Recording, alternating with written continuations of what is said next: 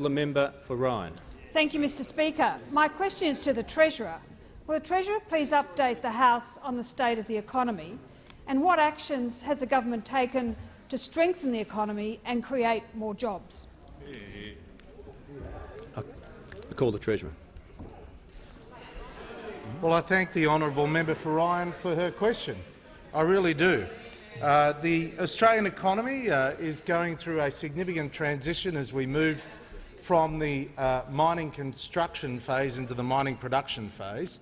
Mining represents, as I've said many times in this place, around 10% of GDP, 10% of the economy, 55% of our exports.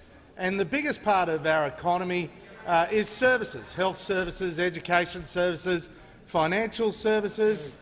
They represent around 70% of our economy, 80% of our jobs and just 17% of our exports. So what can we do to create more jobs? Because when Labor was last in government, they were creating jobs at around 2,000 a month. We're creating jobs at around 20,000 a month. What can we do that helps in that regard? And the starting point is to get rid of Labor's taxes. So we have already got rid of the carbon tax, Labor's carbon tax, which was a handbrake on the Australian economy. We got rid of Labor's mining tax, which was a disincentive in mining investment. We got rid of Labor's piggy bank tax, where they were raiding every piggy bank that wasn't used for a certain period of time.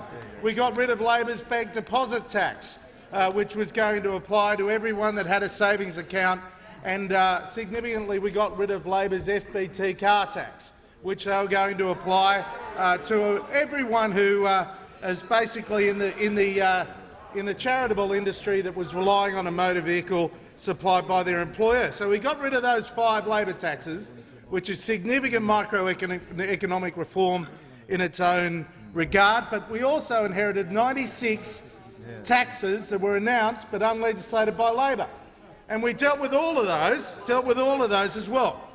I can report to the House that after negotiations at the G20 with George Osborne, the Chancellor of the Exchequer, and other members of the G20 in Turkey a fortnight ago, tomorrow I'll be introducing into this parliament the Multinational Anti-Avoidance Law, which is the first and foremost law of its kind in the world to go after multinationals that are not paying their fair share of tax. And we are ensuring, after having had ATO, Taxation Office personnel, lodged in 30 multinational companies, we are now going to those companies, identifying what their profits are and saying that they have to pay their fair share of tax in Australia. This is world-class and world-leading legislation. We have worked with the OECD. I've worked with the Chancellor of the Exchequer, and we've worked through the G20 to deliver this world-class leading legislation that ensures that the multinationals making big profits in Australia pay their fair share of tax in Australia.